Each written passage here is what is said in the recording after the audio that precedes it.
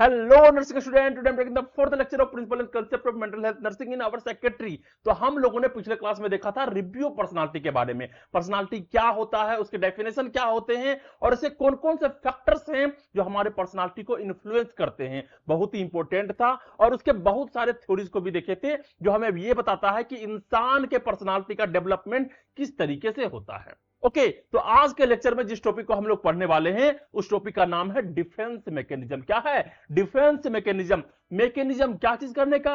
Defence करने का, अपने आप को डिफेंस करने का। किसको डिफेंस करने का? अपने थॉट्स को। जो हमारे दिमाग के अंदर जो है बहुत तरीके से कन्फ्लिक्ट चल रहे हैं, बहुत तरीके से टेंशन चल रहा है, स्ट्रेस चल रहा है, उन सभी को किस तरीके से डिफेंस किया जाए ताकि हमें कष्ट ना पहुंचे, ताकि हमें परेशानी ना हो, उसी को बोलते हैं क्या? Defence mechanism. ओके, फिर यहां पे और क्या पढ़ना है? Maladaptive behaviour of individual and group. ऐसे कौन कौन से बिहेवियर हैं जो कि माल एडेप्टिव है, जो कि सही नहीं है, जिसको सोसाइटी स्वीकार नहीं करता है एज ए इंडिविजुअल के रूप में और एज ए ग्रुप के रूप में। ओके, इन सारे टॉपिक को जो है एक एक करके बहुत अच्छे तरीके से, शॉर्ट तरीके से पढ़ना है, कंसाइज तरीके से, ताकि जो है हम उसको समझ भी सके और जो है उसको रिमेंबर भी कर सके, ताकि एग्जाम में जाके लिख सके। ओके, तो बिना समय को बर्बाद करते हुए जो है हम लोग नेक्स्ट स्लाइड में चलते हैं और यहां पे देखते हैं सबसे पहला टॉपिक, जिस टॉपिक का नाम है व्हाट इज डिफेंस मैकेनिज्म या व्हाट आर डिफेंस मैकेनिज्म। तो यहां पे डिफेंस मैकेनिज्म होता क्या है, तो सबसे पहले इसका डेफिनेशन देखते हैं। डेफिनेशन क्या कहा? Defence mechanism are the unconscious psychological strategy. ये क्या है? अनकॉन्शियस साइकोलॉजिकल स्ट्रेटजी है, मतलब जो है ये अपने आप से होता है। इस स्ट्रेटजी को हम लोग खुद से बनाते नहीं हैं, ये अपने आप जो है हो जाता है। तो ये एक अनकॉन्शियस साइकोलॉजिकल स्ट्रेटजी है जो यूज होता है किस लिए? कोप विथ एंजाइटी, स्ट्रेस और इमोशनल कन्फ्लिक्ट।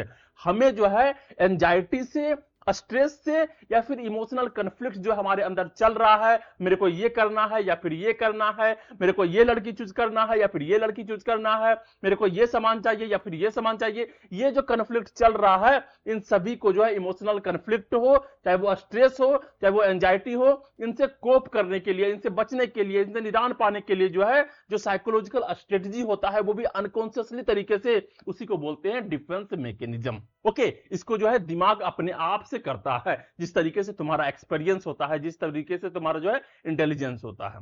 ओके, नेक्स्ट यहां पे आता है पर्पस। आखिर डिफेंस मैकेनिज्म का पर्पस क्या है? तो यहां पे पहला सिंपल सा पर्पस है रिड्यूस्ड और एलिमिनेट एंजाइटी। तुम्हारे अंदर जो है एंजाइटी ना हो और जो एंजाइटी हो चुका है उसको रिड्यूस करने के लिए, ठीक है, टेंशन ना होने के लिए। नेक्स्ट क्या है? Protect the ego from the emotionally painful experience. तुम्हारे ईगो को प्रोटेक्ट करने के लिए क्या होता है पर्सनालिटी में?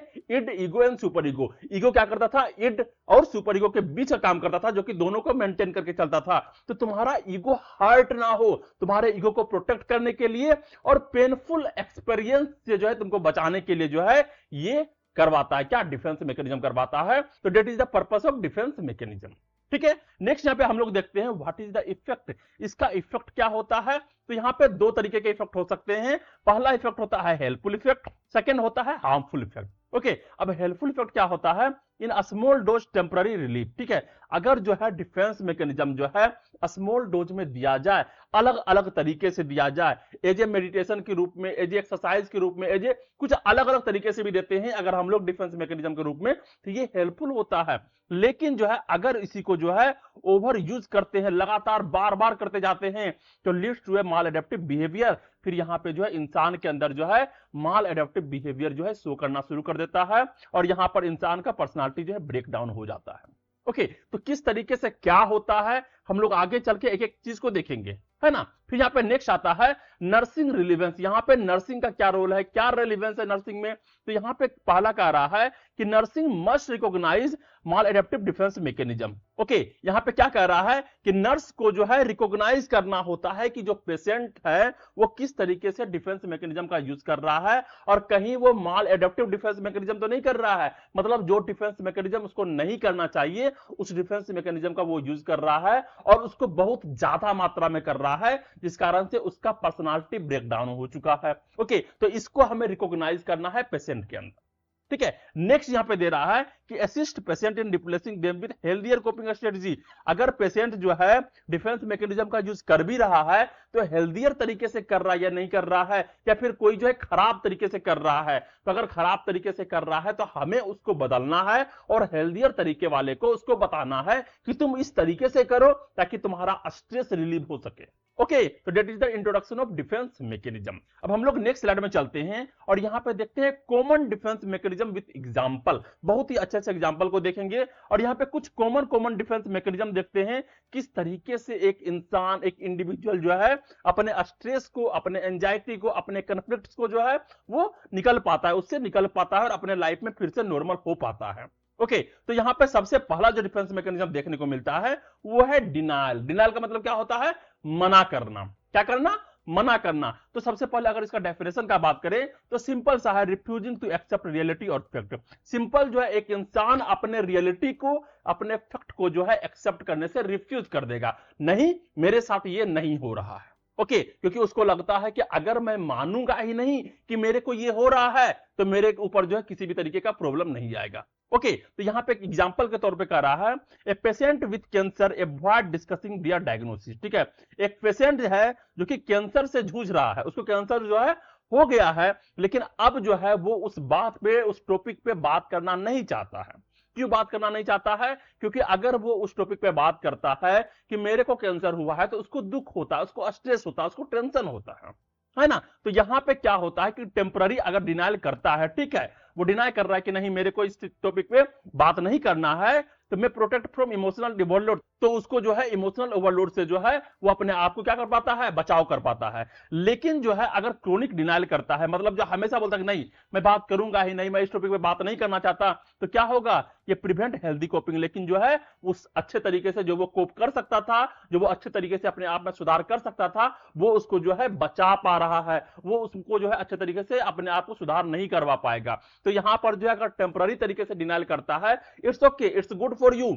लेकिन जो है अगर क्रोनिकली डिनाइल करते हो कि नहीं मेरे को नहीं हुआ है, मैं बात ही नहीं करना चाहता हूं, इस टॉपिक पे बात ही नहीं करना चाहता हो, तो तुम क्या साबित करना चाहते हो या फिर तुम क्या प्रूव करना चाहते हो? अपना बीमारी को, तुम अपने आप को और भी क्रोनिक करवा लोगे और तुमको जो है अंतिम में डेथ ही होना पड़ेगा।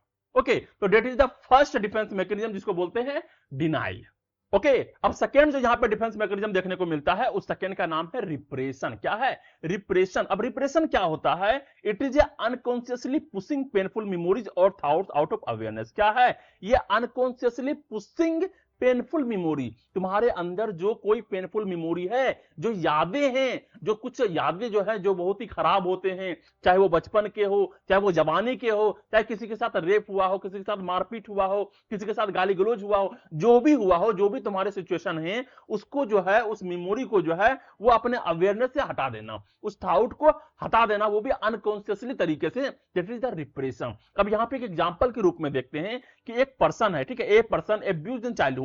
एक पर्सन जो है चाइल्डहुड में एब्यूज किया गया था, फॉरगेट द ट्रॉमेटिक इवेंट। अब ये क्या करता है? उस इवेंट को जो है वो भूलने का कोशिश करता है, ठीक है, वो इवेंट को वो भूलने का कोशिश करता है क्योंकि उसको चाइल्डहुड में जो है एब्यूज किया गया था और वो उसको बार बार याद आ रहा है, लेकिन उसको जो है हटाने का कोशिश कर रहा है। तो यहां पे एक चीज क्या होगा? यहां पे पॉजिटिव चीज ये होगा कि प्रोटेक्ट फ्रॉम ओवरवेलमिंग इमोशन। ठीक है, सबसे पहले जो है वो ओवरवेलमिंग इमोशन, जो जोर जोर से उसको जो इमोशन हो रहा है, दुख हो रहा है, वो उससे बचा लेगा। ओके, लेकिन यहां पे एक निगेटिव थिंग ये होगा कि लॉन्ग टर्म रिप्रेशन, अगर जो है लॉन्ग टर्म में जो है अगर वो रिप्रेस करते रहता है तो मे कॉज इमोशनल इनस्टेबिलिटी। वो जो है इमोशनल इनस्टेबिलिटी का शिकार हो जाएगा। उसका इमोशन जो है अलग अलग तरीके से, कभी गुस्सा होगा, कभी वो खुश रहेगा, अचानक से खुश है, अच्छी चीजों में चल रहा है, लेकिन अचानक से वो उसको दबाने का कोशिश करेगा उस इमोशन को, और जो तुरंत जो गुस्सा में हो जाएगा। तो यहां पर जो इमोशनल इनस्टेबिलिटी का कॉज बन सकता है अगर लॉन्ग टर्म में जो है रिप्रेशन को रखा गया तो। ओके, तो ये था second defence mechanism. Third defence mechanism का हम लोग बात करते हैं, वो है प्रोजेक्शन। प्रोजेक्शन क्या होता है? एट्रीब्यूटिंग वंस आउट थॉट और फीलिंग टू अनदर पर्सन। यहां पे क्या कर रहा है कि अपना जो थॉट्स और फीलिंग्स है, ठीक है, मेरे अंदर जो थॉट्स आ रहे हैं, जो सोच आ रहा है, जो फीलिंग्स आ रहे हैं, तो अनदर पर्सन वो जो है दूसरे को थोप देना है कि इसी के कारण मेरे अंदर ये थॉट्स आ रहे हैं, इसी के कारण जो है मेरे अंदर ये फीलिंग्स हो रहा है। ओके इसी का मतलब होता है प्रोजेक्शन करना। इसका एग्जांपल किस तरीके से देखेंगे, a person angry at there boss, एक पर्सन जो है अपने बॉस पर गुस्सा है। किस पे गुस्सा है, अपने बॉस पर गुस्सा है। Believe the boss is the angry at them, और वो सोचता है कि बॉस ही जो है उस पर गुस्सा है। ठीक है, सबसे पहले क्या है कि वो अपने बॉस पे गुस्सा है, लेकिन वो ये सोच रहा है कि बॉस मेरे पे गुस्सा है। बताओ ये क्या चीज हो गई। नेक्स्ट यहां पे कह रहा है कि इसका पॉजिटिव पॉइंट क्या होता है, हेल्प मिलता है इसको। क्या चीज में हेल्प मिलता है, रिड्यूस गिल्ट और सेल्फ ब्लेम। सबसे पहले जो है वो अपने गिल्ट को जो रिड्यूस करता है, अपने आत्मग्लानि होता है ना अंदर से कि मैं गलती कर रहा हूं, वो उससे रिड्यूस कर पाता है। और सेल्फ ब्लेम, ठीक है, अपने आप को ब्लेम करना होता है। अगर कुछ गलत काम किए हो तो अंदर से ब्लेमिंग होता है, यार मुझको ये नहीं करना चाहिए था, मैंने ये गलत काम कर दिया है। जो सेल्फ ब्लेम होता है वो इसको जो है रिड्यूस मिल जाता है, वो वहां पे उसको नहीं होता है।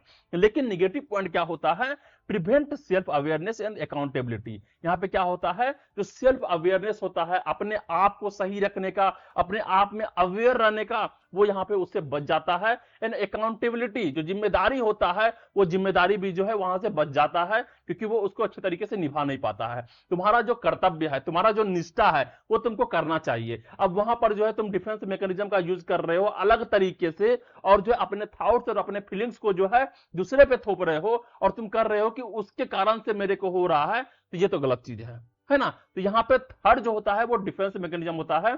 ऐसे करके भी लोग जो है अपने आप को शांति दिलवा पाते हैं कभी कभी। ओके, तो इसलिए जो है इसको डिफेंस मैकेनिज्म के श्रेणी में रखा गया। नेक्स्ट यहां पे आता है फोर्थ नंबर का रेशनलाइजेशन। रेशनलाइजेशन करना, अलग अलग तरीके से सोचना, अलग अलग तरीके से, इस तरीके से रखेंगे तो क्या होगा, उस तरीके से रखेंगे तो क्या होगा। तो इसका डेफिनेशन क्या है, justifying unacceptable behaviour with logical reason. ऐसे बिहेवियर जो अनएक्सेप्टेबल है इन द सोसाइटी। ठीक है, तुम्हारा कुछ ऐसा बिहेवियर जो दुनिया को लगता है कि ये गलत है, लेकिन जो है तुम कुछ लॉजिकल रीजन दे करके कहते हो नहीं ये सही है, ऐसा होता तो ऐसा भी हो सकता था, तो इसलिए ये सही है। तो तुम जो है कुछ लॉजिकल रीजन दे करके जो है अनएक्सेप्टेबल बिहेवियर को भी जो है जस्टिफाई करने का कोशिश करते हो। That is the rationalisation. और यहां पे एग्जांपल के रूप में क्या है, a student who fail an exam, एक स्टूडेंट है जो एग्जाम में फेल कर गया है, लेकिन क्या कह रहा है, द क्वेश्चन वे अनफेयर। क्या है, जो क्वेश्चन आए थे एग्जाम में वो अनफेयर थे, वो सिलेबस के बाहर से थे, पता नहीं किस तरीके से पूछ लिया गया था, प्रीवियस ईयर के एक भी क्वेश्चन नहीं थे, हमारे सिलेबस में नहीं थे, हमारे चैप्टर में नहीं थे, या फिर बहुत हार्ड पूछा गया है ना। तो इस तरीके से जो है कुछ भी लॉजिकल रीजन देकर के जो है उसको जो है जस्टिफाई करने का कोशिश कर रहा है कि जो है हम जो फेल हुए एग्जाम में वो मेरे कारण से नहीं हुआ। ओके, तो यहां पे पॉजिटिव चीज ये होता है कि टेम्पोरली जो होता है वो प्रिजर्व कर पाता है अपने सेल्फ एस्टीम को, अपने सेल्फ एस्टीम को जो है टेम्पोरली रूप से जो है वो प्रिजर्व कर पाता है कि नहीं भाई मैंने जो है अच्छा काम किया है, ओके मेरे को दुख नहीं होगा। लेकिन निगेटिव इफेक्ट क्या होता है, prevent acceptance of personal responsibility. लेकिन जो तुम्हारा पर्सनल जिम्मेदारी था कि अच्छे से पढ़ना है, फिर से वो जो है तुम भूल जाओगे, वहां जो है तुम उसको एक्सेप्ट नहीं कर पा रहे हो अपना रिस्पॉन्सिबिलिटी को, और तुम नेक्स्ट बार फिर से फेल करने वाले हो। ओके, तो डेट इज द फोर्थ नंबर का होता है डिफेंस मैकेनिज्म, जिसको बोलते हैं रेशनलाइजेशन। फिफ्थ नंबर का जो डिफेंस मैकेनिज्म होता है वो होता है रिग्रेशन। रिग्रेशन क्या होता है, इसका डिफाइन इस तरीके से किया गया कि रिवर्टिंग टू इमेच्योर बिहेवियर, वैसे बिहेवियर जो तुम बचपन में करते थे, जवानी में करते थे, अलग अलग डेवलपमेंटल स्टेज के हिसाब से जो है जो तुम पहले करते थे उसका फिर से लौट आना from an earlier stage of development. ठीक है, अर्लियर स्टेज ऑफ डेवलपमेंट से जो है कुछ ऐसे इमेच्योर बिहेवियर को जो है तुम्हारे अंदर लौट आना, और इस तरीके से जो है तुम अपने आप को डिफेंस मैकेनिज्म के रूप में करते हो। ओके, यहां पे क्या कह रहा है एग्जांपल के रूप में, an adult throw a tantrum during conflict. क्या कह रहा है, एक एडल्ट जो एक बड़ा आदमी है वो किसी कन्फ्लिक्ट के दौरान जो है टेंट्रम करता है, मतलब जो बहुत कसकस से गुस्सा करना शुरू कर देता है, जो कि एक एडल्ट आदमी नहीं करता है, वो शांत स्वभाव का होता है, वो समझता है चीजों को। लेकिन क्या है कि कुछ लड़ाई झगड़ा हुआ, बातचीत हुआ, वहां पे जो तुम बहुत कसके चिल्लाना शुरू कर दिए, लड़ाई झगड़ा करना शुरू कर दिए। ओके, तो यहां पे इसका क्या होता है पॉजिटिव तरीका कि offer comfort in stressful situation. अगर तुम्हारे अंदर स्ट्रेसफुल सिचुएशन चल रहा है तुमको थोड़ा सा राहत मिल जाता है, क्योंकि तुम चिल्लाते हो दूसरे को जो है आहत करते हो, तुमको हल्का सा रिलैक्स मिलता है। लेकिन कैन हिंडर इमोशनल मैच्योरिटी, लेकिन जो है तुम्हारा जो इमोशनल मैच्योरिटी है, तुम जो इमोशनल रूप से जो स्टेबल हो, कहां पे कौन सा डिसीजन लेना चाहिए, उस डिसीजन से दूसरे पे क्या प्रभाव पड़ेगा, क्या तुम्हारा व्यक्तित्व पे, क्या तुम्हारा पर्सनालिटी पे किसी तरीके का खरोंच भी आएगा क्या, उस तरीके से जो है तुम जो वहां पे जो है नाकामयाब हो जाते हो। ओके, इसको जो सही तरीके से तुम छुपा नहीं पाते हो। तो यहां पर रिग्रेशन जो है एक अच्छा काम करता है एज ए डिफेंस मैकेनिज्म, लेकिन यहां पे इसके निगेटिव इफेक्ट भी देखने को मिलते हैं। ओके, नेक्स्ट यहां पे जो 6 नंबर का डिफेंस मैकेनिज्म देखने को मिलता है वो है डिस्प्लेसमेंट। क्या है? डिस्प्लेसमेंट, एक जगह से दूसरी जगह पे पहुंचा देना। तो इसका डेफिनेशन क्या होता है? Redirecting emotion to a safer outlet. क्या करना है? जो इमोशन है वो उसको रिडायरेक्ट कर देना है as a safer outlet. Safer outlet का मतलब क्या होता है? भावनाओं को सुरक्षित तरीके से व्यक्त करना। ओके, इसको क्या बोलते हैं? भावनाओं को सुरक्षित तरीके से व्यक्त करना। सेफर आउटलेट मतलब होता है सुरक्षित तरीका। नेक्स्ट यहां पे अगर एग्जांपल के रूप में देखा जाए तो a man angry at his boss. ठीक है, क्या है? एक आदमी है, एक मैन है जो अपने बॉस पे बहुत कस की गुस्सा है, लेकिन वो बॉस को डांट नहीं सकता। तो वो क्या करेगा? येल एट हिज चाइल्ड, जो उसके बच्चे होंगे उसी को डांट देगा, उसी को मार देगा। ठीक है, क्योंकि वो अपने बॉस को नहीं डांट पा रहा है, इसीलिए जो है वो बच्चे को आकर के मारना शुरू कर देता है या फिर डांटना शुरू कर देता है। तो इससे क्या होता है? इससे पॉजिटिव चीज ये मिलता है कि प्रोवाइड इमीडिएट इमोशनल रिलीज। उसको जो है आसानी से जो है इमोशनल रिलीज मिल जाता है, आराम मिलता है, टेंशन फ्री हो जाता है कि चलो मेरे अंदर जो फ्रस्ट्रेशन था उस फ्रस्ट्रेशन को निकाल के हमने दूसरे पर डाल दिया। लेकिन इसका निगेटिव इफेक्ट क्या पड़ता है? Damage relationship. यहां पर जो है रिलेशनशिप टूटने का डर होता है। कोई कोई आदमी क्या होता है कि वो ऑफिस जाता है, ऑफिस में बॉस का डांट सुनता है, डांट सुनने के बाद घर आता है और उसके बाद जो है वाइफ को डांट सुना देता है पूरा कस के, बिना मतलब का, बिना किसी रीजन का या फिर एक छोटू सा रीजन से। ठीक है, तो यहां पे क्या होता है कि वाइफ भी तो एक बार सुनेगी, 2 बार सुनेगी, 3 बार सुनेगी, 10 बार सुनेगी। नेक्स्ट टाइम जब वो बोले कि भाई अब मैं तेरे साथ नहीं रह सकता, मेरे को क्या चाहिए? मेरे को चाहिए डाइवोर्स। ओके, तो इस तरीके से जो है रिलेशनशिप डैमेज होते हैं ड्यू टू डिस्प्लेसमेंट, जो कि जो है एक डिफेंस मैकेनिज्म का हिस्सा होता है। ओके, 7th नंबर पे यहां पे हम लोग देखते हैं सप्रेशन, दबा के रखना। सप्रेशन क्या होता है? इसका डेफिनेशन कुछ इस तरीके से है, कॉन्शियसली, कॉन्शियसली। अभी वहां पे देखे थे हम लोग अनकॉन्शियसली, अभी यहां पे देख रहे हैं कॉन्शियसली तरीके से जो है pushing distressing thought out of the awareness. जो तुम्हारे अवेयरनेस में कोई थॉट्स है, कोई मेमोरी है, उसको डिस्ट्रेस कर रहा है, जो तुमको उसको पुश करके जो है वहां से हटाना है अपने अवेयरनेस से, कि मेरे अंदर ये मत आओ, मेरे को ये याद नहीं रखना है, मेरे को इस पार्टिकुलर पर्सन के बारे में, पार्टिकुलर इवेंट्स के बारे में मेरे को नहीं सोचना है।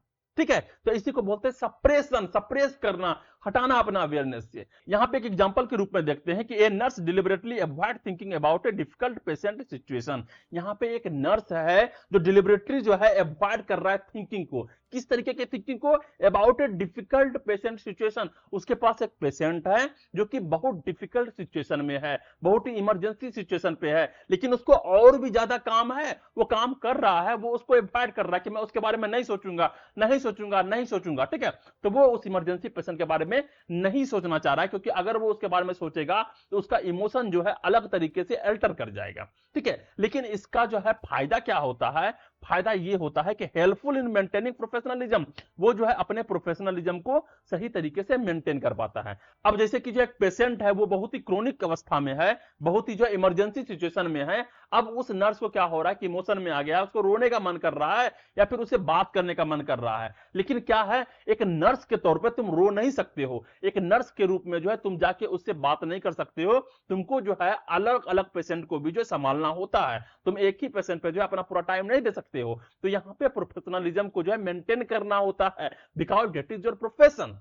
ओके, लेकिन यहां पे लॉन्ग टर्म में क्या होता है? लॉन्ग टर्म में सप्रेशन अगर करते हो किसी भी चीज को, किसी भी इमोशंस को, तो यहां पे इमोशनल डिटैचमेंट हो सकता है। बार बार जो है तुम उसके यादों को हटा रहे हो, उसके थॉट्स को हटा रहे हो, तो यहां पे क्या होगा कि तुमको उस पेशेंट से ही नफरत हो जाएगा। यहां पे इमोशनल डिटैचमेंट जो है देखने को मिलता है। तो that is the 7th part of defence mechanism. अब हम लोग 8th नंबर का देखते हैं, और 8th नंबर पे जो आता है वो है फैंटेसी। ठीक है, क्या है? फैंटेसी। इसको क्या बोलते हैं? इसका डिफिनेशन किस तरीके से होता है? तो यूजिंग इमेजिनेशन और daydreaming to escape reality.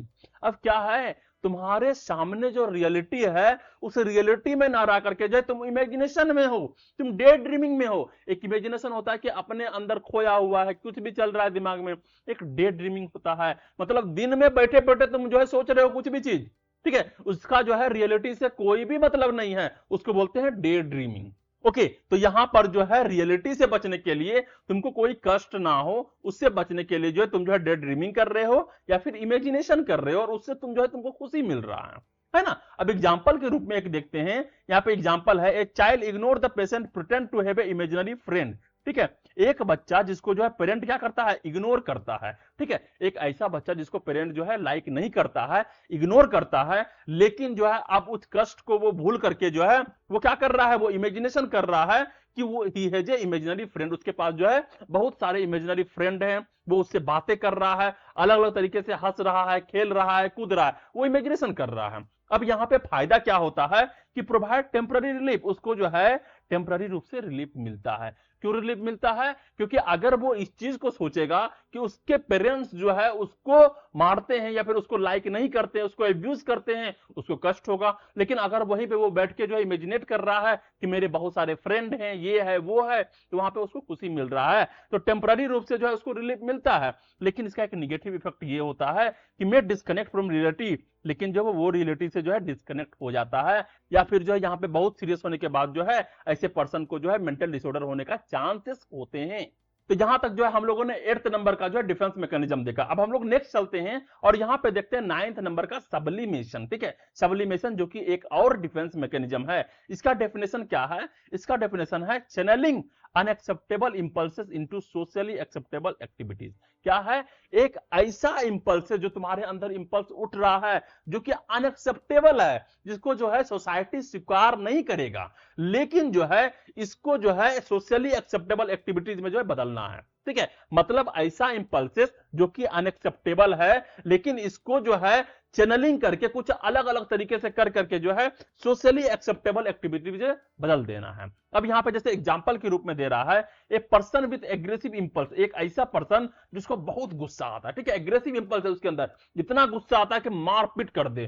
तो वो क्या किया, वो बन गया क्या, वो बन गया एक बॉक्सर, ठीक है, वो जो है बॉक्सर बन गया। अब वो बॉक्सर बन गया, सोसाइटी उसको स्वीकार कर लगा, yes he is a boxer. अब ये लड़ाई कर सकता है, लड़ाई कर सकता है लेकिन रिंग में, ठीक है, क्योंकि वो बॉक्सर है। तो वो कंसीडर किया जाएगा हेल्दी कोपिंग स्ट्रेटजी के रूप में, ठीक है। तुम्हारे अंदर गुस्सा था, लेकिन उस गुस्सा को जो है तुम आलतू फालतू करने के बजाय जो है तुम एक बॉक्सर बन गए, जहां पे उसका जो है तुम यूज कर सकते हो। ओके, नेक्स्ट इसका जो है जो निगेटिव इफेक्ट होगा वो क्या होगा, ओवर यूज में रिजल्ट इन इमोशनल सप्रेशन। लेकिन अगर तुम इसका ओवर यूज करते हो, जब भी तुमको गुस्सा आता है तुम बॉक्सिंग करने चले जाते हो, तो इसका रिजल्ट ये होगा कि तुम इमोशनल सप्रेशन में चला जाएगा, तुम्हारा इमोशन जो है वो सप्रेस हो जाएगा, तुम अपने इमोशन को व्यक्त नहीं कर पाओगे। जहां तुमको खुशी होना चाहिए जो है वहां पे तुम खुश नहीं हो पाओगे, जहां तुमको दुख होना चाहिए जो है वहां पे तुम दुख को व्यक्त नहीं कर पाओगे, तुम्हारा इमोशन जो है बहुत ज्यादा मात्रा में फट के बाहर आ जाएगा।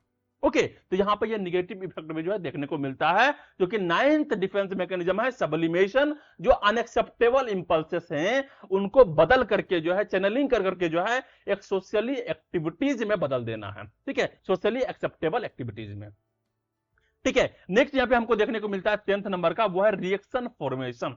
रिएक्शन फॉर्मेशन क्या होता है, इसका डेफिनेशन कुछ इस तरीके से है, acting opposite to true feeling, जो तुमको फीलिंग्स हो रहे हैं उसका जस्ट उल्टा करना, ठीक है। अगर तुमको हंसी आ रहा है तो तुमको रोना है, अगर तुमको रोना आ रहा है तो उस समय तुमको हंसना है। अब जैसे एग्जांपल के रूप में दे रहा है, a person who dislike someone, एक ऐसा पर्सन जो किसी को डिसलाइक करता है, एकदम नफरत करता है उससे, ठीक है, लेकिन वो इस तरीके से एक्ट करेगा कि एक्सट्रीमली फ्रेंडली टुवर्ड हिम, मतलब जो उससे पूरा दोस्ती है तुमको, अंदर अंदर तो पूरा तुम उससे नफरत कर रहे हो, लेकिन सामने से कुछ इस तरीके से कर रहे हो, मैं तो तुम्हारा बहुत अच्छा दोस्त हूं, है ना, इस तरीके से जो है वो प्रिटेंड करना। तो यहां पर जो इसका पॉजिटिव चीज क्या होता है, protect from the unacceptable desire, ऐसे अनएक्सेप्टेबल डिजायर से जो तुम अपने आप को प्रोटेक्ट कर पाते हो, है ना। लेकिन इसका नेगेटिव इफेक्ट ये होता है कि can lead to inauthentic relationship, तुम ऐसे रिलेशनशिप में चले जाओगे जो तुम्हारे अंदर कोई मायने नहीं धरता है, जिसका कोई जो है अंदर से एक अच्छा पिलर नहीं है। ओके, तो that is the reaction formation, जो कि जो है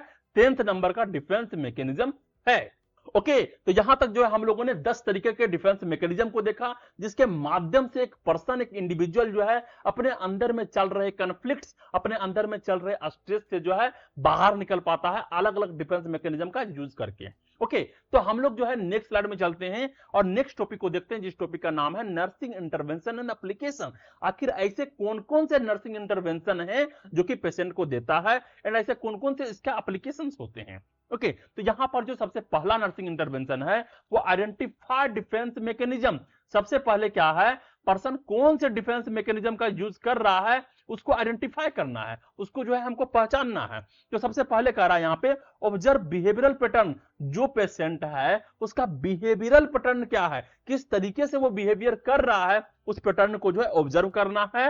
and indicating mall adaptive coping, और कौन कौन से वो माल एडेप्टिव कोपिंग का यूज कर रहा है, किस किस तरीके से इंडिकेट कर रहा है जो कि नहीं करना चाहिए, उसको ऑब्जर्व करना है और हमें पहचानना है कि वो कौन से डिफेंस मैकेनिज्म का यूज कर रहा है, इज दिस हेल्दी और अनहेल्दी। ठीक है, नेक्स्ट जो यहां पे नर्सिंग इंटरवेंशन होता है वो है थेराप्यूटिक कम्युनिकेशन। नर्स और पेशेंट के बीच में एक कम्युनिकेशन करना है अच्छे तरीके से, ताकि हम पेशेंट के हाल चाल को जान पाए, उसके अंदर क्या चल रहा है, एक दोस्ती तरीके से, एक अच्छे तरीके से जो है एक रिलेशनशिप को बनाना है और उससे जो है कम्युनिकेट करना है। ठीक है, ताकि हम पेशेंट के सिचुएशन को जान पाए। तो यूज ओपन एंडेड क्वेश्चन, उससे जो है ओपन एंडेड क्वेश्चन करना है। ओपन एंडेड क्वेश्चन का मतलब क्या होता है, ऐसे क्वेश्चन पूछना जिसका जवाब जो है एक हां या ना में ना दे सके। ठीक है, जो है तुम उससे ऐसे क्वेश्चन पूछो जैसे कि व्हाट, व्हाई, हाउ। अब जो है वो हाँ या ना में जवाब नहीं दे सकता, अब उसको एक्सप्लेन करना ही पड़ेगा। तो वहां पर जो है वहां पे क्या करना है, ओपन एंडेड क्वेश्चन पूछना, किससे, पेशेंट से। And reflection to the encourage self awareness, और जो है तुमको इस तरीके से बताना है कि अपने सेल्फ अवेयरनेस के बारे में वो जान पाए, उसको इनकरेज करना है, खुद के बारे में जानो, तुम्हारे अंदर क्या चल रहा है, किस किस तरीके से तुम डिफेंस मैकेनिज्म का यूज कर रहे हो, क्या चीज को तुम दबा रहे हो, इन सभी के बारे में उससे जानना है। ओके, नेक्स्ट जो यहाँ पे थर्ड नंबर का आ रहा है वो क्या है, यहाँ पे इनकरेज एडेप्टिव कोपिंग स्ट्रेटजी। वहां जो है पेशेंट को इनकरेज करना है, किस लिए, एडेप्ट करने के लिए कोपिंग स्ट्रेटजी को, कि किस तरीके से जो है कौन स्ट्रेटजी लगाना है ताकि तुम इस स्ट्रेस से, इस कॉन्फ्लिक्ट से अंदर से बाहर आ पाओ। ओके, तो यहां पर जो है प्रमोट करना है, क्या प्रमोट करना है, पॉजिटिव कोपिंग टेक्निक। ऐसे पॉजिटिव कोपिंग टेक्निक जिसके माध्यम से तुम्हारा स्ट्रेस कम हो सके, तुम्हारा मतलब पेशेंट का। लाइक प्रॉब्लम सॉल्विंग, तुमको किस तरीके से प्रॉब्लम सॉल्व करना है, relaxation technique and healthy communication के माध्यम से जो है वहां पे कोपिंग स्ट्रेटजी, जो एडेप्टिव कोपिंग स्ट्रेटजी है उसके लिए पेशेंट को इंकरेज करना है। ठीक है, नेक्स्ट यहां पे दे रहा है कॉशन विथ कन्फ्रंटेशन। क्या है, कॉशन विथ कन्फ्रंटेशन। तो यहां पे avoid direct confrontation of defence mechanism, तुम्हें जो है direct confrontation of defence mechanism, जो डायरेक्ट होता है, पेशेंट से जाके डायरेक्टली बात करता है कि तुमको इस तरीके से करना है, इस तरीके से अपने आप का बचाव करना है, तो भाई तुमको बच के रहना है। ठीक है, पेशेंट जो मेंटल पेशेंट होते हैं उसके सामने जाना है, लेकिन संभल के, क्योंकि वो डिफेंस मैकेनिज्म के रूप में तुम्ही को पीटना शुरू कर दे, है ना। तो यहां पर जो है डायरेक्ट कन्फ्रंटेशन से बचना है, और इंस्टेड, और उसके हिसाब से जो है, मतलब उसके अलावा जो है guide patient to explore healthier behaviour, patient को गाइड करना है। ठीक है, उसको जो करके दिखाना नहीं है, पेशेंट को गाइड करना है, किस लिए, एक हेल्दियर बिहेवियर को एक्सप्लोर करने में, ताकि अपने अंदर जो है वो हेल्दियर बिहेवियर को जो है ला सके, लोगों से अच्छे तरीके से बात करे। अगर उसके सामने कोई अलग तरीके के स्ट्रेस आते हैं, अलग तरीके से कन्फ्लिक्ट्स आते हैं, तो हेल्दियर तरीके से एक्सरसाइज करके, लाफिंग करके, लोगों के साथ खेल करके, अलग अलग तरीके से जो है अपने स्ट्रेस को कम कर सके। ठीक है, तो that is the nursing intervention in application, जो कि नर्स का काम होता है अपने पेशेंट को किस तरीके से केयर देना है। ओके, तो हम लोग नेक्स्ट स्लाइड में चलते हैं और नेक्स्ट टॉपिक को देखते हैं, जिस टॉपिक का नाम है माल एडेप्टिव बिहेवियर। माल एडेप्टिव बिहेवियर का मतलब क्या होता है, अनुपयुक्त व्यवहार। अनुपयुक्त व्यवहार मतलब वैसा व्यवहार जो कि उपयुक्त नहीं है, और यहां पे किसके लिए, एक इंडिविजुअल के रूप में, एक ग्रुप के रूप में। और यहां पे तीन टॉपिक को पढ़ेंगे खास करके, पहला stress, crisis and disaster. Disaster का मतलब क्या होता है, आपदा। क्राइसिस का मतलब क्या होता है, संकट।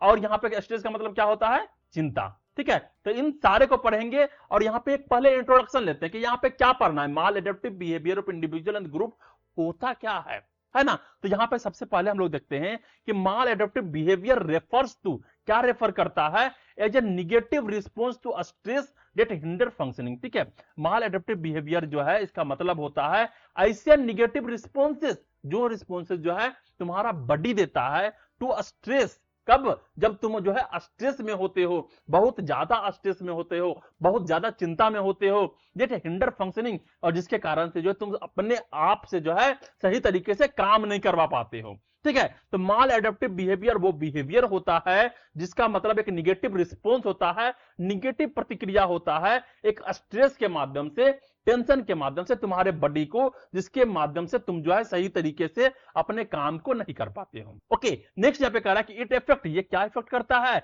ये इफेक्ट करता है इंसान के हेल्थ को, फिजियोलॉजिकल वेलबींग को, मतलब एक इंसान जो अच्छे तरीके से जो है साइकोलॉजिकली अच्छा हो, फिजियोलॉजिकली अच्छा हो, वहां पे जो है वो बिगड़ जाता है। एंड सोशली इंटरेक्शन, वो जो है वो सही तरीके से सोसाइटी में इंटरेक्शन नहीं कर पाता है।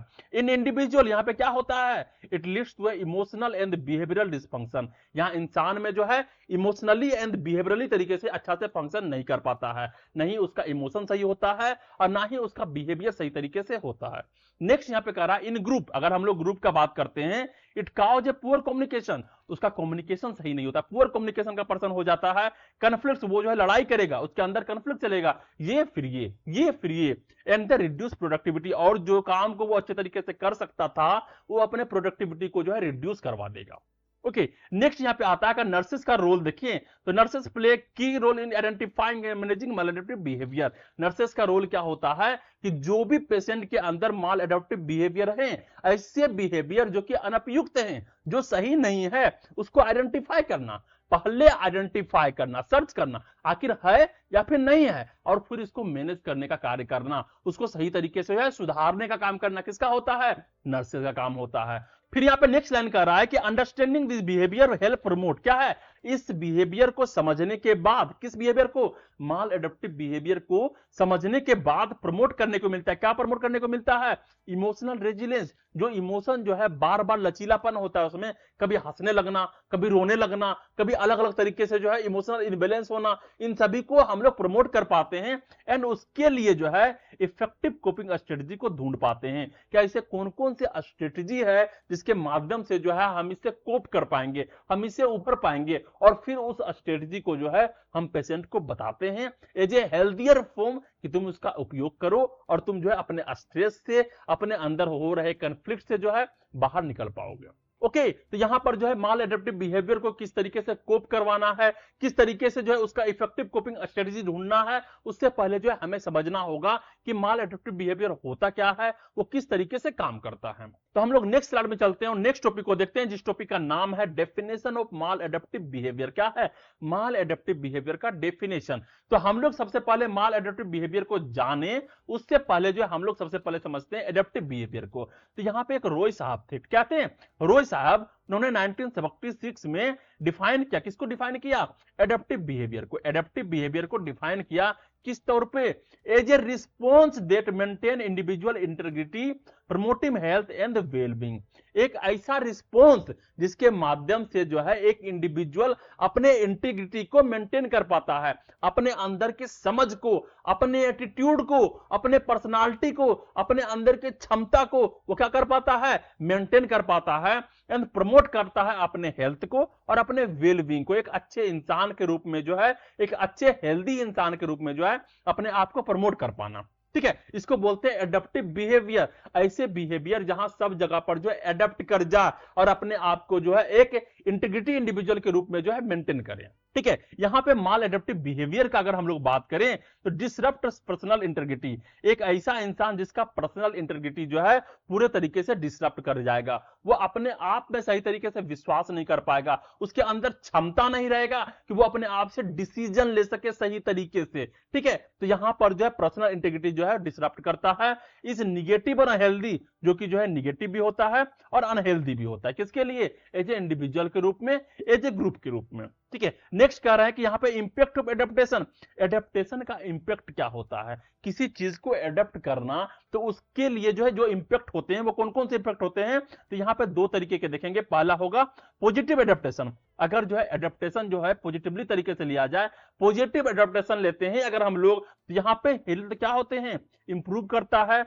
साइकोलॉजिकल वेलबींग, मतलब हम लोग जो है साइकोलॉजिकली तरीके से अच्छे तरीके से सोचते हैं, अच्छे तरीके से हमारा कॉग्निटिव रिस्पॉन्सेस काम करता है। और यहाँ पे सोशली फंक्शन, जो सोशल फंक्शन होता है, जो हमारे सोसाइटी में काम होते हैं, वो भी अच्छे तरीके से स्मूथली तरीके से चल रहे होते हैं। ओके, लेकिन नेक्स्ट अगर माल एडेप्टिव रिस्पॉन्स होता है, अगर हम लोग कुछ ऐसे चीज को एडेप्ट कर पाते हैं जो कि सही नहीं है, तो यहां पे हिंडर ग्रोथ, तुम्हारा ग्रोथ जो है यहां पे रुक जाता है। ग्रोथ मतलब तुम्हारा मेंटली ग्रोथ, तुम्हारा फिजियोलॉजिकली ग्रोथ, तुम्हारा जो है जो भी ग्रोथ हो, थिंकिंग ग्रोथ हो, वो सब जो है यहाँ पे रुकेगा। एंड रिड्यूस ऑटोनोमी, यहां पर जो है जो तुम खुद से जो अपने आप का डिसीजन लेते थे, वो ऑटोनोमी जो है तुम्हारा रिड्यूस हो जाएगा। तुम खुद से अपने लिए जो डिसीजन नहीं ले पाओगे सही तरीके से। एंड डिसरप्ट होगा, क्या डिसरप्ट होगा? मास्टरी ऑफ द एनवायरमेंट, जो तुम्हारे एनवायरमेंट में क्या चल रहा है, तुम्हारे साथ क्या होने वाला है, तुम्हारे साथ कौन से लोग किस तरीके से बर्ताव कर रहे हैं, इन सभी चीजों को जो है तुम सही तरीके से मास्टरी नहीं कर पाओगे। तुम जो है कंफ्यूज रहोगे, क्या वो इंसान हमसे अच्छे तरीके से बात किया या फिर जो है मेरे को डांट डपट के भगा दिया। तुम यहाँ पे कंफ्यूज रहोगे। ओके, तो यहां पे जो है माल एडेप्टिव बिहेवियर का डेफिनेशन हम लोगों ने देखा, जहां पे सबसे पहले हमें समझना होता था कि एडेप्टिव बिहेवियर क्या होता है। तो adaptive behaviour as a response होता है जो एक इंडिविजुअल के इंटीग्रिटी को मेंटेन करके रखता है। ठीक है, इंडिविजुअल के इंटीग्रिटी को मेंटेन करके चलता है एडेप्टिव बिहेवियर, और यही चीज अगर बिगड़ जाए तो that is the maladaptive behaviour. Okay, तो सबसे पहले हम लोग नेक्स्ट स्लाइड में चलते हैं और यहां पे देखते हैं की areas affected by maladaptive behaviour. ऐसे कौन कौन से की एरियाज हैं जो माल एडेप्टिव बिहेवियर के कारण जो है इफेक्ट होता है। ठीक है, ऐसे कौन कौन से की एरियाज हैं? तो सबसे पहला जो की एरिया है वो है हेल्थ। अगर माल एडेप्टिव बिहेवियर जो है तुम्हारे अंदर आया है तो सबसे पहले हेल्थ खराब होगा। ठीक है, पुअर कोपिंग में लीड टू फिजिकल इलनेस। तुम जो है किसी भी तरीके के एंजाइटी को, किसी भी तरीके के स्मॉल स्मॉल प्रॉब्लम को जो है उसको अच्छे तरीके से कोप नहीं कर पाओगे, उससे बाहर निकल पाओगे, उससे बाहर नहीं निकल पाओगे और तुम जो टेंशन में रहोगे। ठीक है, जिसके कारण जो तुम्हारा हेल्थ खराब होगा। नेक्स्ट क्या है? Psychological wellbeing. ठीक है, मे कॉज साइकेट्रिक सिम्टम, तुम्हारे अंदर जो है साइकेट्रिक सिम्टम देखने को मिल सकता है, लाइक एंजाइटी, डिप्रेशन। तुम जो डिप्रेशन में चले जाओगे, सोचते रहोगे मेरे साथ क्यों हो गया, मेरे को क्यों इस तरीके से बोल दिया, अलग अलग तरीके से साइकोलॉजिकल वेलबींग जो तुम नहीं बन पाओगे, है ना। नेक्स्ट क्या है यहाँ पे? सोशल फंक्शनिंग, सोसाइटी में फंक्शन सही तरीके से नहीं कर पाओगे। Strain relationship and reduce productivity, तुम्हारा रिलेशनशिप जो है बहुत तनाव में रहेगा, तुम सही से अच्छे तरीके से जो है अपने रिलेशनशिप को निभा नहीं पाओगे, चाहे जो भी रिलेशनशिप हो। ठीक है, एंड रिड्यूस प्रोडक्टिविटी, जो तुमको काम करना चाहिए, जहां पर जो तुमको एफोर्ट देना चाहिए अपने बच्चों के साथ, अपने वाइफ के साथ, अपने लोगों के साथ, वहां पे तुम दोगे नहीं, तो यहां पे प्रोडक्टिविटी भी जो है रिड्यूस कर जाएगा। ओके, तो that is the key area affected by maladaptive behaviour, एक शॉर्ट फॉर्म में तुम्हारे सामने रखने का प्रयास किया है। नेक्स्ट हम लोग चलते हैं और यहां पे देखते हैं फर्स्ट नंबर का जो है स्ट्रेस। स्ट्रेस का मतलब क्या होता है? तनाव। इसका डेफिनेशन भी देखेंगे, इसका टाइप भी देखेंगे। ठीक है, पहला क्या है माल एडेप्टिव बिहेवियर? स्ट्रेस। तो स्ट्रेस का मतलब होता है चिंता। चिंता क्या है? डेफिनेशन इसका अगर हम लोग देखें तो stress is the non specific responses. क्या है ये? Non specific responses. कोई एक स्पेसिफिक रिस्पॉन्स नहीं है कि इसी के कारण तुमको स्ट्रेस होगा। बहुत सारे ब्रॉड स्पेक्ट्रम है इसके, बहुत तरीके से, बहुत तरह से जो है तुमको स्ट्रेस हो सकते हैं। तो stress is the non specific response of the body to any demand. अगर जो तुम्हारा बॉडी कोई डिमांड करता है और अगर वो डिमांड जो है पूरा नहीं होता है तो तुम्हारे अंदर जो है स्ट्रेस होने लगता है। ठीक है, चिंता होने लगती है, वेदर पॉजिटिव और निगेटिव, या फिर जो है वो पॉजिटिवली तरीके से हो या फिर निगेटिवली तरीके से हो, वो तुम्हारे लिए पॉजिटिव हो या फिर निगेटिव हो, ये डिपेंड नहीं करता। तुम्हारा अगर डिमांड पूरा नहीं होता है तो तुम्हारे अंदर जो है स्ट्रेस होने लगते हैं। ओके, नेक्स्ट अगर हम लोग इसका टाइप ऑफ स्ट्रेस के बारे में बात करें तो यहां पे दो तरीके के हम लोग को देखने को मिलता है। पहला होता है डिस्ट्रेस। डिस्ट्रेस क्या होता है? Negative stress. क्या है? निगेटिव स्ट्रेस, ऐसा स्ट्रेस जो कि तुम्हारे अंदर निगेटिवली इफेक्ट डालता है। Caused by the adverse experience. किससे काउज होता है? एडवर्स एक्सपीरियंस से, जो एक्सपीरियंस अच्छा नहीं हो, जैसे कि जॉब लॉस। तुम्हारा जो है जॉब लॉस हो गया, तुम बीमार पड़ गए, इस कारण से तुम्हारे अंदर जो स्ट्रेस होगा उसको बोलते हैं डिस्ट्रेस। ओके, नेक्स्ट आता है, इसको बोलते हैं यूस्ट्रेस। यूस्ट्रेस क्या होता है? पॉजिटिव स्ट्रेस, ऐसा स्ट्रेस जिसको लेने से तुमको फायदा हो। Positive stress linked to good event, जो है गुड इवेंट से जुड़ा हुआ है। जैसे एग्जांपल में मैरिज, प्रमोशन। अब तुमको प्रमोशन का चिंता है कि हमको जो अच्छे तरीके से काम करना है, अगर अच्छे तरीके से काम करेंगे तभी हमारा प्रमोशन होगा। हमको जो है मैरिज करना है, इसके लिए चिंतित हो, अच्छे लड़की को ढूंढेंगे या फिर अच्छे लड़का को ढूंढेंगे जिससे मेरा शादी होगा, मेरा लाइफ जो है सेटल्ड होगा। तो ये सब जो है यूस्ट्रेस है, ये चिंता तो है लेकिन ये तुमको जो है एक अच्छे तरीके का चिंता है जो तुमको आगे लेकर के जाएगा। ओके, नेक्स्ट यहां पे हमको देखने को मिलता है स्ट्रेसर। स्ट्रेसर क्या होता है? वैसे चीज जो तुमको स्ट्रेस देते हैं, है ना, वैसे चीज जो तुमको स्ट्रेस देते हैं, दिट इज द स्ट्रेसर। तो एनी पर्सन, क्या कह रहा है यहाँ पे, एनी पर्सन, इवेंट और सिचुएशन, चाहे वो पर्सन हो, इवेंट हो, सिचुएशन हो, जो ट्रिगरिंग करता है एंजाइटी को, एंजाइटी रिस्पॉन्सेस को, जो तुमको जो है एंजाइटी को ट्रिगर करता है, तुम्हारे अंदर जो है एंजाइटी को ला देता है, that is the stressor. Okay, simple सा भाषा है। नेक्स्ट यहाँ पे क्या कर रहा है, इंडिविजुअल डिफरेंसेस। अब डिपेंड करता है कि कोई एक पार्टिकुलर चीज तुमको स्टिमुलेट करता है या फिर नहीं करता है। किसी लोग को जो है किसी पार्टिकुलर टाइप के सिचुएशन जो है अच्छा लगता है, किसी आदमी को वही पार्टिकुलर सिचुएशन जो है खराब लगता है, स्ट्रेस देता है। तो इंडिविजुअल डिफरेंस होता है, what is stressful for one person may be enjoyable for relaxing for another. एक चीज जो दूसरे को जो है अच्छे महसूस करवा रहा हो, जरूरी नहीं है कि वो तुमको अच्छा महसूस करवाए, वो तुमको जो है खराब महसूस करवा सकता है, तुमको स्ट्रेस दे सकता है। ओके, तो यहां पर हम लोगों ने देखा स्ट्रेस, उसका डेफिनेशन और उसके टाइप्स, जो कि एक सिंपल फॉर्म में तुम्हारे सामने रखने का प्रयास किया गया। ओके, तो हम लोग नेक्स्ट स्लाइड में चलते हैं और यहां पे नेक्स्ट टॉपिक को देखते हैं, जिस टॉपिक का नाम है क्राइसिस। और क्राइसिस का मतलब क्या होता है, क्राइसिस का मतलब होता है संकट। क्या होता है, संकट, जिसे बोलते हैं ना क्राइसिस इंटरवेंशन। ऐसे पेशेंट जो कि इमरजेंसी में है, उसको क्राइसिस इंटरवेंशन दिया जाता है। तो क्राइसिस का डेफिनेशन देखेंगे और इसका स्टेजेस भी देखेंगे। तो डेफिनेशन क्या होता है क्राइसिस का, तो यहां पे बोला a turning point in an individual life triggering overwhelming emotional responses. एक इंसान के लाइफ में एक ऐसा टर्निंग पॉइंट जहां पर जो है वो पूरे तरीके से इमोशनल रिस्पॉन्स को ओवरवेलम कर रहा है, मतलब उसका इमोशन जो है बहुत ज्यादा मात्रा में जो है कूट कूट के आ रहा है, वो अपने इमोशन को संभाल नहीं पा रहा है, चाहे वो दुख में हो या फिर जो है किसी कारणवश से जो है वो डिप्रेशन में चला गया हो। ठीक है, तो इंसान का एक ऐसा लाइफ का टर्निंग पॉइंट जहां पर जो है उसका इमोशनल रिस्पॉन्स जो है ट्रिगर कर रहा हो, वो भी ओवरवेलमिंग तरीके से। ओके, और यहां पे क्या हो रहा है, occur when customary coping skill fail. और यहां पे जितने भी कस्टमरी कोपिंग स्किल है, मतलब ऐसे स्किल जिसके माध्यम से जो है वो उस टेंशन से, वो उस एंजाइटी से, वो उस कॉन्फ्लिक्ट से निकल के आ पाता था, अब उस तरीके से वो निकल के नहीं आ पा रहा है। ठीक है, उसके अंदर इतना टेंशन हो गया है, इतना स्ट्रेस हो गया है कि वो अब उससे निकल के नहीं आ पा रहा है, उसके पास जितने भी कोपिंग स्किल थे वो सारे के सारे फेल हो गए। Okay, that is the crisis, संकट की घड़ी हो गई। अब यहां पे अगर हम लोग बात करें स्टेजेस ऑफ क्राइसिस, अगर हम लोग क्राइसिस के स्टेजेस की बात करें, जिसको केपलन ने दिया था 1964 में, यहां पे किस तरीके से काम करता है थोड़ा सा एक बार देखते हैं। ठीक है, तो पहला स्टेज होता है क्या, एक्सपोजर टू स्ट्रेसर, जिसके कारण से एंजाइटी होगा। वैसे स्ट्रेसर जिसके माध्यम से स्ट्रेस होता है, सबसे पहले जो है इंसान उसके टच में आएगा और वहां पे स्ट्रेसर अपना काम करेगा और इंसान को क्या होगा, एंजाइटी होना शुरू हो जाएगा। ओके, नेक्स्ट यहां पे कह रहा है try to cope using familiar strategy. फिर यहां पे क्या करता है, इंसान जो है अपना फेमिलियर स्ट्रेटजी का यूज करता है, जिसके माध्यम से जो है वो उससे निकल के आ पाए। वो मेडिटेशन करना शुरू करेगा, लोगों से बात करेगा, फैमिली से बात करेगा, अलग अलग तरीके का कुछ एक्टिविटीज करेगा, जिसके माध्यम से जो है वो उस एंजाइटी से निकल के आ पाए।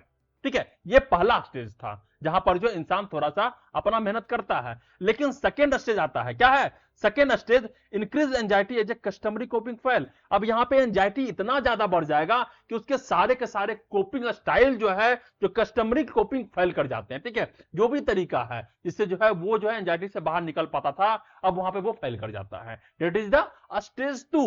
अब यहां पे स्टेज 3 आता है। स्टेज 3 क्या होता है, ट्राई न्यू कोपिंग स्ट्रेटजी। अब वो नया नया कोपिंग स्ट्रेटजी को ट्राई करता है, कुछ नए नए मेडिटेशन लेते हैं, मेडिकेशन लेते हैं, नए नए तरीके की चीजें को सीखते हैं, जिसके माध्यम से वो अपने एंजाइटी को कम कर पाए। लेकिन अगर पर जो है यहां पे भी वो फेल हो जाता है, तो स्टेज 4 में चला जाएगा। ठीक है, और स्टेज 4 में क्या होता है, फेलियर ऑफ कोपिंग अटेम्प्ट। वो बार बार जो है अटेम्प्ट करता है और वहां पे फेल हो जाता है। तो यहां पे क्या होगा, डिसइक्विलिब्रियम एंड सीवियर डिस्ट्रेस। और वो जो है अपने आप के अंदर जो इक्विलिब्रियम नहीं रख पाएगा, अपने आप को मेंटेन नहीं रख पाएगा, और यहां पर जो वो सीवियर डिस्ट्रेस में चला जाएगा। अब वो एक मेंटल डिजीज का कारण बन जाएगा, मेंटल डिसऑर्डर का कारण बन जाएगा, और उसको जो है एक मेंटल पेशेंट के नाम से बोला जाएगा, और उसको फिर से एसाइलम में रखा जाएगा, उसको ट्रीट किया जाएगा और अच्छे तरीके से उसको ट्रीटमेंट दिया जाएगा। ओके, तो यहां पर जो है 4 स्टेज है जो कि केपलन के द्वारा जो है 1964 में दिया था। पहला स्टेज में जो है स्ट्रेसर के कारण जो है एंजाइटी होता है, सेकेंड स्टेज में जो है वो सारे तरीके अपनाते हैं जिसके माध्यम से वो स्ट्रेस को कम कर सके, नहीं कर पाता है। फिर थर्ड स्टेज में जाता है, वहां पे नए नए स्ट्रेटजी को सीखता है, वो अप्लाई करता है, जो कि जो है डिस्परेट अटेम्प्ट होता है, जो बहुत ज्यादा जो है टेंशन देता है। और फिर से स्टेज 4 में चला जाता है, जहां पे उसके सारे कोपिंग अटेम्प्ट जो है फेल कर जाते हैं और वो डिसइक्विलिब्रियम में चला जाता है और सीवियर डिस्ट्रेस का कारण बन जाता है। ओके, तो हम लोग नेक्स्ट स्लाइड में चलते हैं और नेक्स्ट टॉपिक को देखते हैं, जिस टॉपिक का नाम है क्या, डिसास्टर, डेफिनेशन एंड टाइप। अब डिसास्टर का मतलब क्या होता है, तो डिसास्टर का मतलब यहां पे होता है आपदा। क्या होता है, आपदा। फ्लड आ गया, यहां पर जो है भूकंप आ गया, डेट्स ऑल आर द आपदा।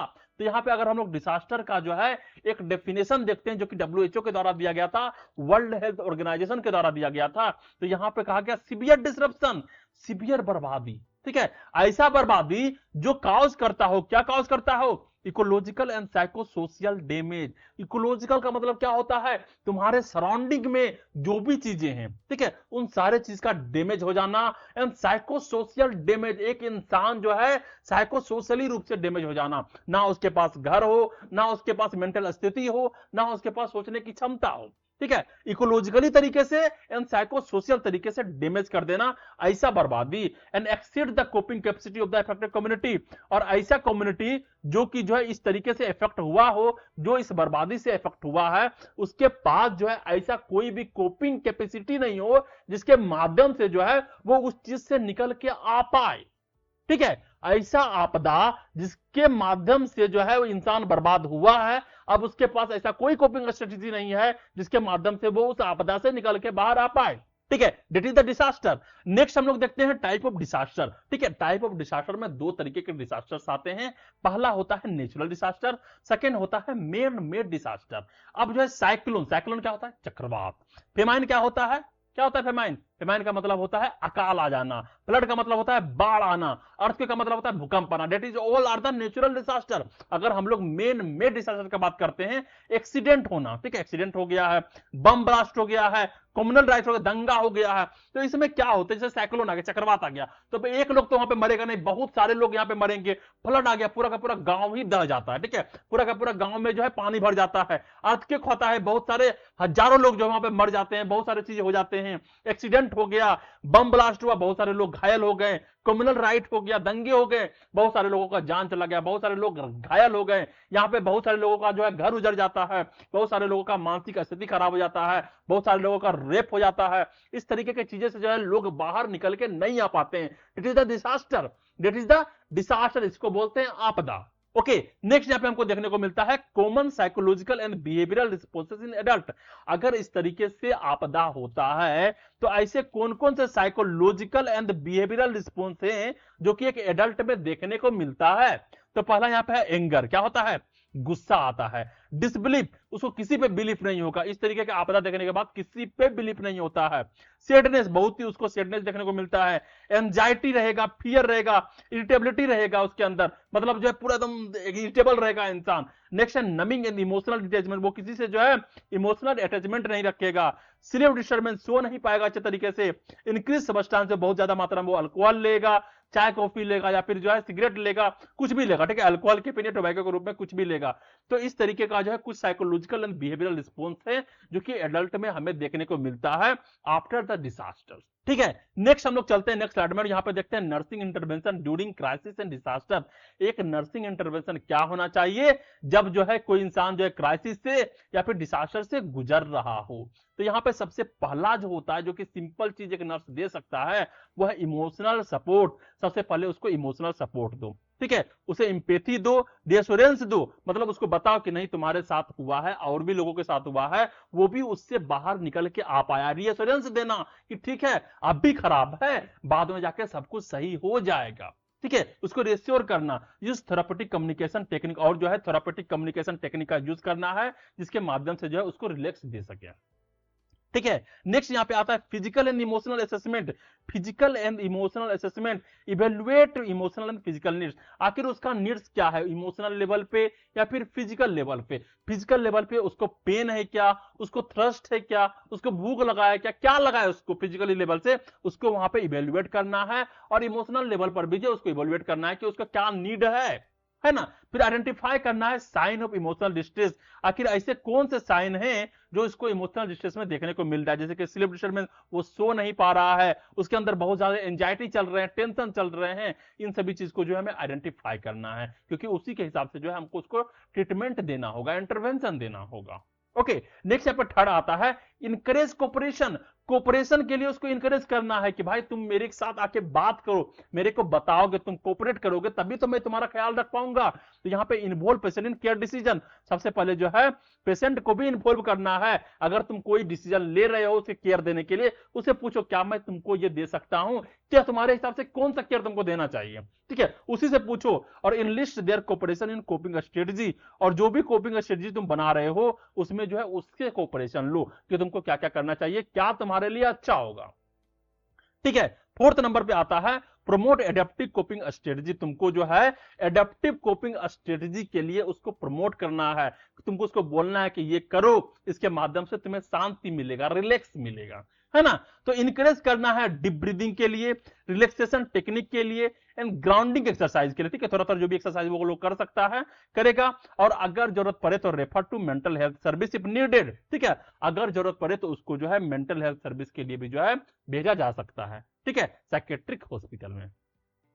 ओके, अब हम लोग नेक्स्ट स्लाइड में चलते हैं और नेक्स्ट टॉपिक देखते हैं की टेक अवे फॉर नर्सेस। ऐसे कौन कौन से की हैं जो एज ए नर्सेस के रूप में जो है हमारे पास होना चाहिए, हमको जानना चाहिए। तो सबसे पहला क्या होता है, ऑब्जर्वेशन।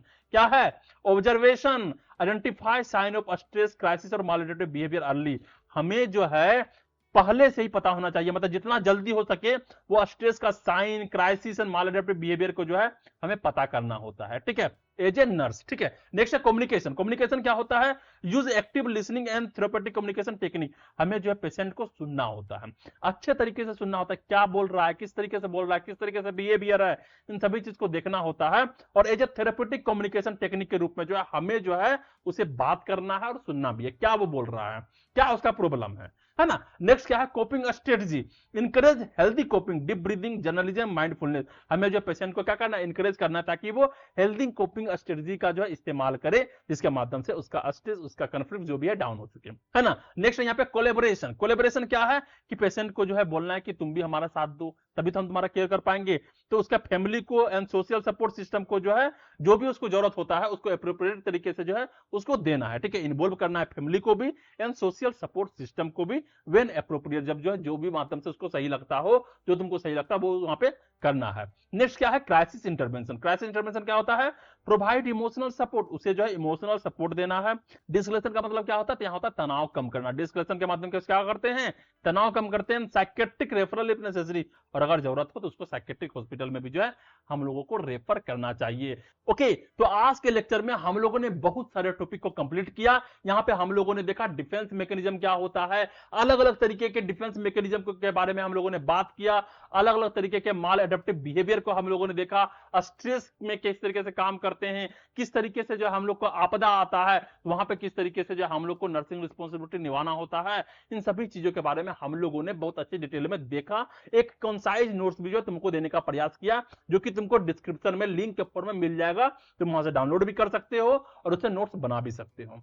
ओके, तो ये लेक्चर तुमको कैसा लगा, कितना समझ में आया, वो तुमको नीचे कमेंट करना, कमेंट जरूर करना है क्योंकि यही मुझे मोटिवेशन देता है। ओके, वीडियो को लाइक करो, शेयर करो अपने वैसे दोस्तों को जिसको साइकेट्री समझ में नहीं आता है, जिसको समझ में आता है उसको भी शेयर करो। ओके, और जो है चैनल को सब्सक्राइब करो। Okay, thank you.